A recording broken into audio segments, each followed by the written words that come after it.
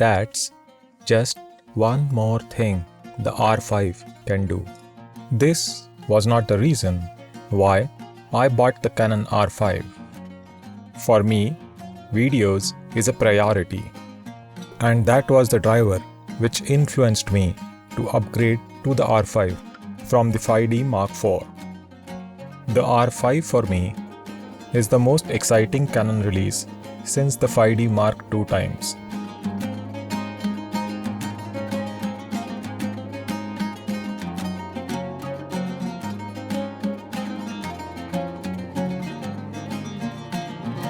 When I field tested the camera, it was pretty difficult for me to change between the various video modes, and hence I used the facility to program the 3 custom modes that is available in the R5.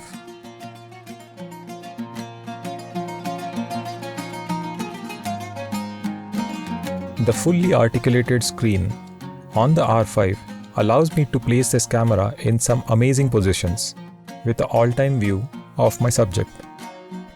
This has been a great addition to the macro work which I need to do. The 5-axis IBIS on this camera really saves the day for you sometimes, and it works seamlessly with the EF lenses, which is a wonderful addition for the people who love to shoot handheld. One of the key features which inclined me towards the R5 was its capability to shoot 4K in 120 fps. This type of slow motion was really important for me, and it does enhance the production value of any film. The ability to slow down action to highlight a wonderful natural history moment is always a key to increase the potential value of the film. To get the most out of the R5, it is necessary to shoot in the C-Log profile, as that's the only profile which gives a video in 10-bit. All the other profiles give a video in 8-bit only. At first I felt that there won't be any usage for the 8K videos in my workflow. However, when I explored further, I found the 8K videos can surely be used in a 4K workflow for cropping, panning or tilting within the video.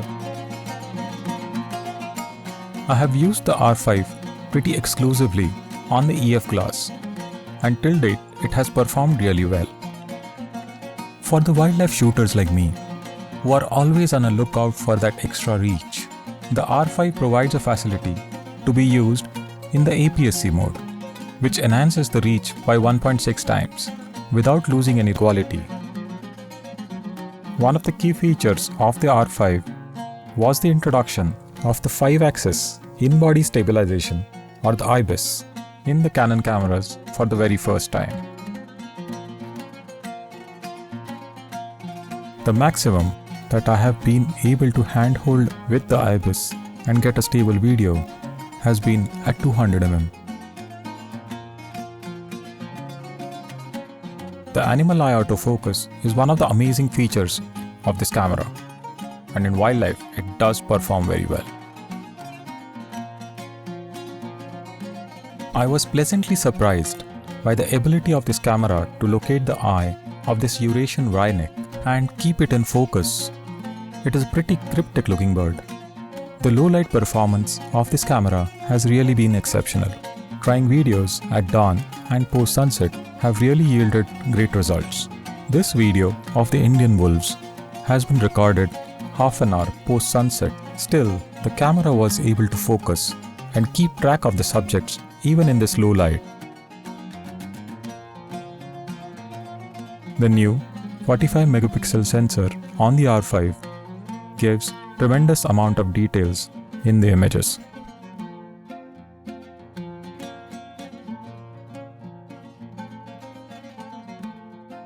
The IBIS on this camera works amazingly for the handheld shooters like me and gives great assistance for shooting in low light conditions.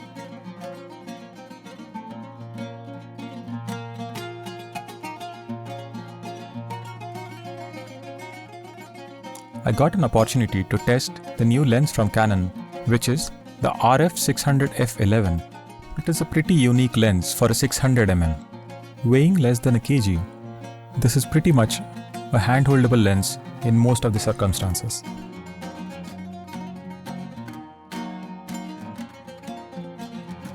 The f11 on this lens makes it pretty unusable in very low light conditions. In pretty bright and sunny conditions, this lens does perform very well.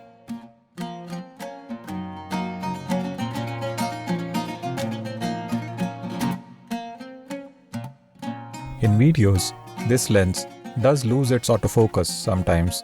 However, all the other times it does perform very well.